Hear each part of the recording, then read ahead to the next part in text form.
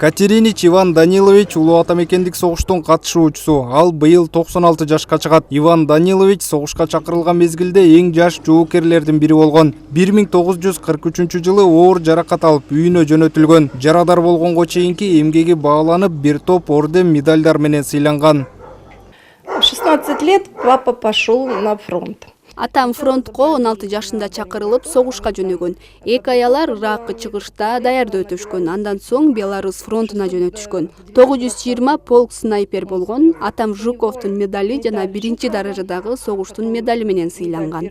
Атам 6 баланы тарбиялап чоңойтtu. Небере чөбөрөлөрү бар. Мен атамдын атынан Кыргыз элине тынчтык каалап кетер элем. Ар дайым Кыргызстандын асманы ачык болсун. Я одна живу с дочерью, с внуком. Новопавловка айыл өкмөтүнүн тургундары ардагер менен сыймыктанышат. Ал эми чөбөрөсү үчүн ал чыныгы баатыр. Я очень горжусь своим прадедом. Спасибо ему и таким же ветеранам за то, что подарили нам мирную жизнь. Согуштун катышуучусу дээрлик 1 айдан бери ден соолугу начарлап, дарыгерлердин жана социалдык кызматкерлердин көзөмөлүндө. Сокулук району боюнча 2 эле согуштун ардагери калган. Анын бирөөсү ошо биздин айыл өкмөттө, Новопавловка айыл өкмөтүндө улуу ата мекендик согуштун майыбы болот да, ошо согуштан жарадар алган. Азыркы тапта ушундай медиктер келип постоянно маалымат алып турушат, карап атышат, биздин да контролдо болуп атат. Кичине ооруп калды.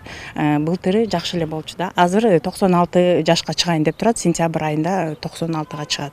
Ал эми ошол эле райондун тургуну Григорий Артюшенко Сокулук айыл өкмөтү боюнча жападан жалгыз улуу ата мекендик согуштун ардагери. Жашы 94-төн ашса дагы учурда өзүн алып жүрүүсү тың, көйлү күчтүү. Фронтко 1945-жылы чакырылып, туура 8 жыл кызмат өтөгөн. 2 месяца я во время войны протот. Мен фронтко 1945-жылы чакырылып, 2 ай эле согуш талаасында салгылашкам. Андан соң мен 8 жыл мекенге кызмат өтөдүм. 26 октябрь 1952-жылы мобилизацияда болдум. Эң биринчи мен Москва шаарында кызмат өтөп жүрдүм. Кийин Брест шаарына жөнөтүштү. Эң эле кыйыны биз Музак казармада жоокердик күндөрдү кечирдик. Мен мекенге Саратов шаарынан кайттым. 26 октября 1952 года я демобилизовался. Григорий Терентьевич у нас единственный ветеран. Григорий Терентьевич биздин айыл өкмөттө жападан жалгыз согуштун ардагери. Биз ага ар дайым жардам берип турабыз. Бир гана 9-майда эмес, кышында көмүр суусун берип, абалын сурап турабыз.